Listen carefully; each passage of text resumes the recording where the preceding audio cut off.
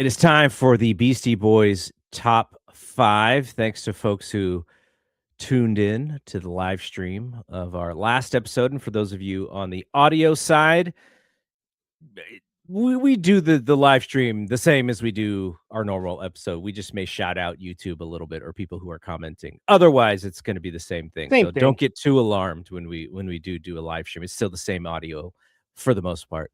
But let's do our top 5. And I'm, you know, my top 5, I will let you know, it does not lean as heavily to their earlier stuff. It does lean a little later for me, and that's just about my taste today. Like, if you were to ask me to name Beastie Boys songs just over the years, most of the songs I would know would come from License to Ill. Right. But when I put together this list, only one of those songs on my top 5 is from License to Ill. Okay. Yeah, I don't know that album holds up super well. It absolutely doesn't lyrically. Like, there's a lot of goofy stuff on that album. Yeah. And I can see why they apologize for a lot of it.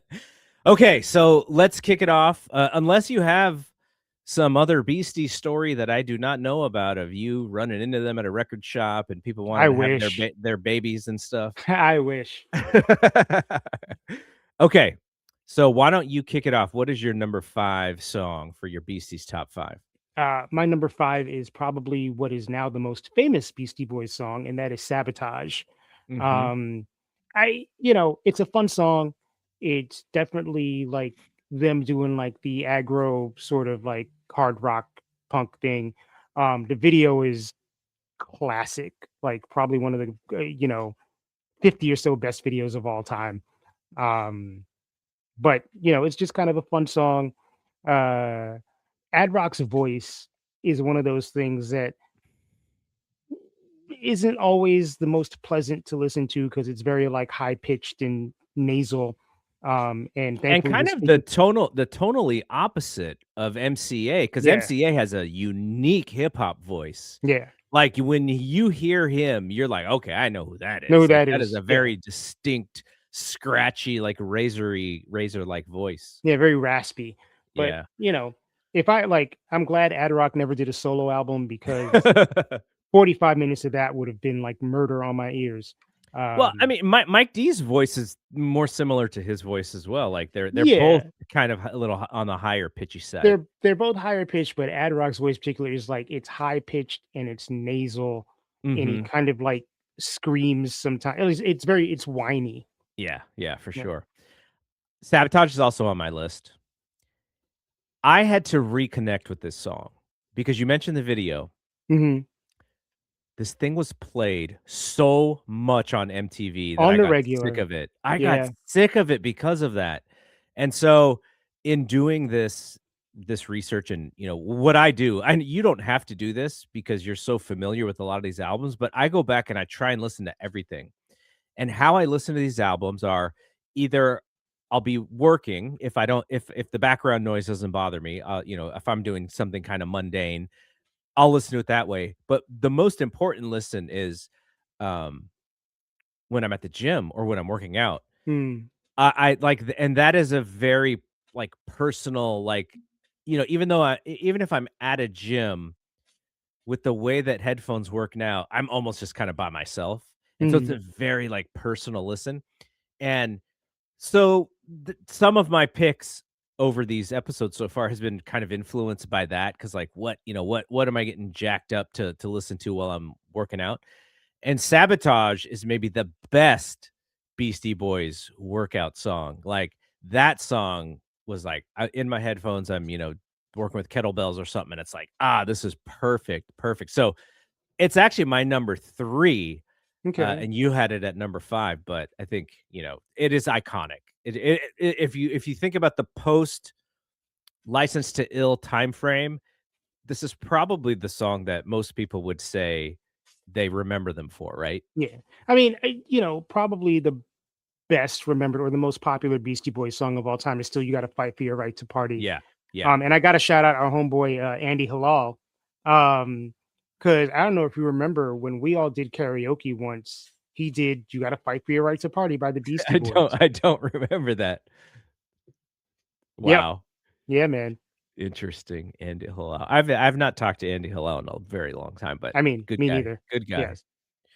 All right. My number 5, and this is a funny one, and this is the one that's gonna stand out, I think, on both of our lists. Well, actually, maybe there might be a second one, but I'm actually kind of wondering what where you're gonna put another song that I have in my top 5. But so the we talked about on the previous episode how much I like the Five Boroughs album. It is their most hip hop album to me. Mhm. They feel like they're trying to do a hip hop record after doing more like punk stuff in the previous 2 albums. And so it was like, "Oh, yeah, like this is what I want to hear from them." And there's a song which is kind of silly, and I don't think they meant for it to be anything other than silly. It's called "Hey, Fuck You." And the beat is just do do ch, do ch. So like immediately in the pocket for me, I'm like, Right. okay, this is right up my alley. And I just love it when the chorus comes up, which is hey, fuck you. I just it's perfect. And so that is my fifth on my list. Hey, fuck Alright. you, which no one else is more than likely gonna have on their top Beastie Boys songs list. I mean, I love it. It's different. Yeah. My number 4 is actually from the same Ill Communication album that Sabotage came from. It is "Get It Together," which co-stars Q-Tip. Okay. Um, This was the song I was wondering if it was gonna be on your list. yeah, yeah. I mean, so Ill Communication came out on my 18th birthday, which Okay. is kind of like special in and of itself. Um, but it was so cool to have like a respected rapper do a record, with the Beastie Boys. And I was a huge, I mean, M was then whole nine yards, loved A Tribe Called Quest. And it's funny because as much as I love that song, I had some issues back in the day because Q-Tip uses the N-word on that song more than I think he uses on any other song in the Tribe Called Quest catalog. Um, and I'm like, yo, you're on like white people's record. Like, don't Yeah. use that word. Um, but it's such like a fun, lighthearted record. My roommate at the time, Harry, his outgoing phone message was phone is ringing. Oh my God. And then it would just like cut off. I just like it was, it's just like it's silly, but it's also just like a loose record. Yeah, It's yeah. fun. So that's my number 1. Get it together? Get It Together is my number 1 favorite song. Damn. And so that song, it feels like it could have been on the Low End Theory. Like, as different and, you know, it's not like a pop song in any way. Like, and I just like what I remember because I was reading the book and they mentioned Q-Tip and they talk about recording that song with Q-Tip. And then look, they've done stuff with Nas, Right. over the years as well. But there is a uniqueness about Q-Tip's sense of creativity and sense of humor that is throughout that song, which makes it feel to me more like a Tribe Called Quest song featuring the Beastie Boys than a Beastie Boys song featuring Q-Tip. I love that. Yeah. I Okay. wonder, well, I guess they're not touring anymore, so there's never gonna be an awkward moment where Q-Tip is like Ad Rock's down with the Ione because they've been divorced for like 25 years. So I forgot about that. yeah. I I I I don't even know if I remember the end of that relationship. Part of the low key, not really being a celebrity Yeah, kind yeah. of thing Like that I the said, Beastie they they Boys do. they did it right. Yes. Okay, my number 4 is, check it out.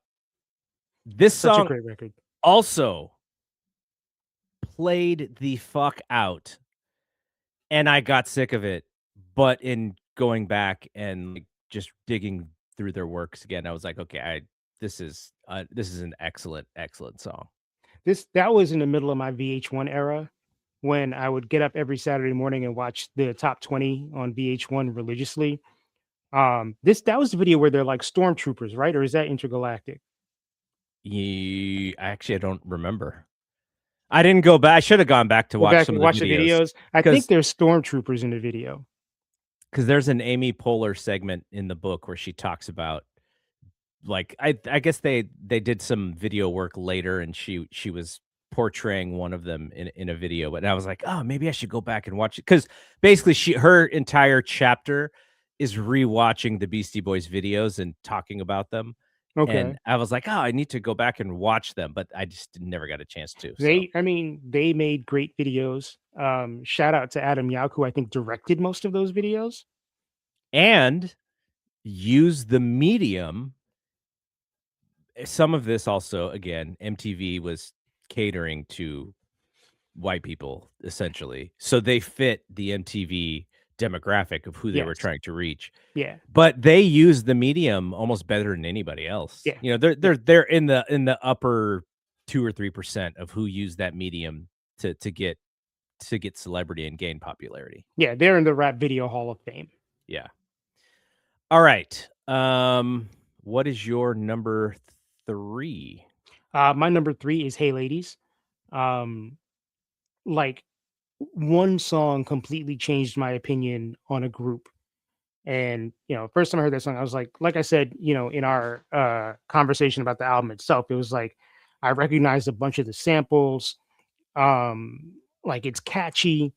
It had like a little bit of like a disco vibe to it. Another fantastic video where there's like a part um where the Beastie Boys are underwater and they actually manipulate the mix so it sounds like they're rapping underwater in the it's watch the Hey Ladies video. It is fantastic, way ahead of its time.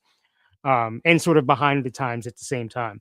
Um just a fun song. We talked about them using MTV for the video medium. They also goofed off on MTV just in general. They were Yeah. they were just hosts on stuff or at spring break, or there was just Beastie Boys shows where they're just goofing off and hanging out with Run DMC, and like they were just game for that stuff. They Yeah. were smart to know that that's where things were headed. Yeah.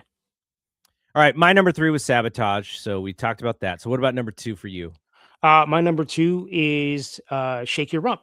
Oh, So another just like fun, danceable, um, y- you know, a lot of cool like one-liners on that record. Uh Mike D with the bad breath onion rings.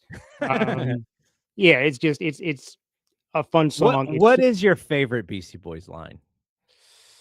Ooh, see, I keep coming now. I'm coming back to that song, and I'm like, I'm Mike D, and I'm back from the dead, chilling at the beach down at Club Med. Suckers, they be saying they can take out any one of suckers, they be saying they can. No, shit, I forget the rest of the line. Down on the beach, Glam Club Med. Saying they can turn hearts. I forget the whole line. All right, that part of the song is what's sticking out for me, but I can't remember the lyrics. I think mine is, I got more juice than Picasso has paint or something like that. There's so many. I mean, and like some of their lyrics are so like in New York.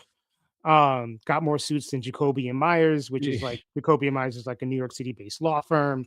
Um, yeah, it's just a lot of in jokes, like that kind of thing. Um, yeah, man, they were just like they were not technically proficient MCs, but they knew their lane and they stayed in it, and they were very witty. I think I mean, you have to improve, Yeah, as you do it, their entire career. I think they did get better, but also, you listen to that song with Nas, and then you listen to him versus them, and you're like, "Okay, like, there's a crazy difference between the artistry that Nas has and what they have," but I don't think I would have even wanted to hear them try to right. do But something also, like that. Nas is one of the 10 best rappers of all Yeah. time. Like, if you are a good basketball player and you play, Anthony Edwards, like you're gonna look like a scrub. Yeah, man. So, even if you're a very like you could be the best person in your rec league, but if you play Anthony Edwards, your ass is gonna get waxed. You could play Asia Wilson or Caitlin Clark or Paige Beckers, and you're gonna get Right. waxed. Right. Um, okay, so my number 2 is if you know the name of our podcast that is related to 50 for 50, that where we talk about kind of new stuff. It's called Yeah, The cool Cool check-in. Check-in, taken from the new style. And on The Cool Check-in is just classic. And that is my one song from that era. And some of it is just because I think it's cool and catchy, and I like the way that they do it, and I like the term, the cool check-in, but that's my number 2. Alright, and look, I'm not gonna totally shit on License to Ill, like, Brass Monkey almost made my list. Like, I love that song. Um, Iconic. yes. It's so memorable, like, you can tell what that song is within 2 seconds. Yeah. And one thing I didn't realize until a few years ago is that that song is a sample. Oh, really? Yeah. Like the original song is by a group called like Wild Sugar or something like that. And that that's actually a song that came out Yeah, I before. mean, and these dudes were just, like, looking for something to drink that didn't taste bad, and Which started sucking down Brass Monkeys. right, if you read in the description in the book, they talk about what Brass Monkey actually is, and it sounds terrible. Yeah, But when you're 19 years old and you're like drinking 40s, like you don't have taste at that yeah, age. yeah. Alright, what are you at, number 1? Yeah. So my number one is actually from your favorite Beastie Boys album, To the Five Boroughs, and it's an open letter to NYC. And Oh. again, just being a New Yorker, having lived through 9/11, um, that song was so important and so emotional, and so like uplifting and positive. It just, you know, like when I think about that time period. And the album didn't come out until I think two Five Boroughs came out in '04, I think. So it was a few years Mhm. after 9/11. But sort of like backtracking my memory, that's one of those songs that just, made me proud to be a New Yorker, made me happy to be a New Yorker.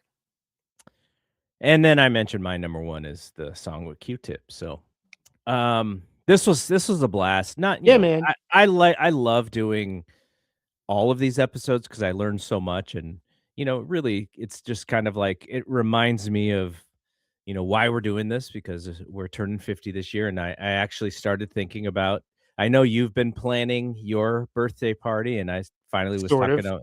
to my wife about what we should do, so it is right around the corner, man. It's like, very close. We're We're closing in. Yeah, and then what we should probably do is kind of have a little bit of like a recap episode, or a recap plus talking about, our birthdays and such on one, as a for 1 week, just to kind of push back some of the other episodes. But we're gonna do 50 albums, man, Yeah. and throughout this entire year, and this has been a blast so Yeah, I far. mean, and for me, like my birthday celebration, I think officially kicked off last night with the New Edition concert. Like I'm gonna say that that is the official start of the celebration, and we'll So see it's a when it great ends. way to kick it off. Yes, with Wait, by the way, they're leading in this the hall Rock Rock Hall and Roll voting. Hall. Yeah, they so at the beginning of the concert, before any of the music started, Brooke Payne came out and was like, "Yo, I want to talk to y'all for a second. Here's a QR code on this big ass screen. Scan it so you can vote for New Edition for the Rock and Roll Hall of Fame." Now, if they win, what does that mean? If they win this vote, They get one vote. okay. I And think how many all do you get? I don't remember. But basically the fan group is like one member of the committee. Okay. And I'm sure the committee has like 50 or 100 people, however many. And if you're the Rock and Roll Hall of Fame committee, the reason why you're interested in this is because you want these people to understand that this is a giant television show that you also want them to watch, especially Mhm. if your favorites make it. Mhm. Absolutely. And I mean, I I I don't think the fan vote has gotten in every year. Okay. But certainly it makes more people feel like they're part of the process. And I'm sure it gets more people to, fly out to Cleveland and see the museum or buy merch or whatever it is. So, Sure. Sure. you know, um, but yeah, shout out to Brooke Payne and, vote for whoever you feel like voting for. There are some very worthy artists nominated this year. Like shout out Mariah and Sade and Phil Collins and whoever else, all of whom I think we're going to talk about at some point. But New Edition holds a very, very, very special place in my heart, and I would love to see them get their due. Although you know what, they just sold out an arena full of people in New York City, so I don't think they need any more validation, but it would be nice. Everyone sounded good? Everyone sounded great. I mean, Bobby, I was actually most surprised by because Bobby did he did Roni Tenderoni by himself, and then did My Prerogative. He did Don't Be Cruel and Roni by himself, and then he did Every Little Step and My Prerogative with the rest of New Edition. And he sounded great. It's funny. He did did a couple of little baby dance moves. And he was like, if you want to see how I used to be able to dance, Google me. Yeah, that man, you need to Google that man. Yeah. Because Bobby, back in the day, Bobby was bad. He was a bad man. All right. Okay, that is it from here. So we'll be back next week Yes, with sir. a new episode. For Mike, I'm Double G. See you when we see you. Peace Later. out. Yeah.